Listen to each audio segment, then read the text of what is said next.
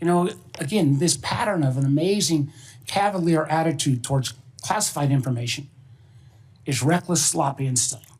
U.S. Senator Mark Warner and his fellow Democrats slammed President Donald Trump's National Intelligence Director Tulsi Gabbard and his CIA Director John Ratcliffe on Tuesday, after a journalist from The Atlantic was inadvertently included in a secret group chat where highly sensitive war plans were disclosed. Senator, I'll reiterate that there was no classified material that was shared. Gabbard and Ratcliffe, both of whom were in the chat, testified before the Senate Intelligence Committee that no classified material was shared on the Signal messaging app. But Democrats on the panel, including Senator Michael Bennet, voiced skepticism about that claim. This sloppiness, this incompetence, this disrespect for our intelligence agencies and the personnel who work for them is entirely unacceptable. It's an embarrassment. Senator, you need to do better. You need to do better.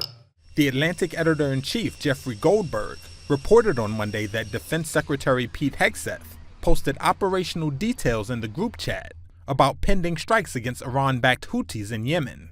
That triggered outrage and disbelief among national security experts and prompted Democrats and even some of Trump's fellow Republicans, including Senate Majority Leader John Thune, to call for an investigation.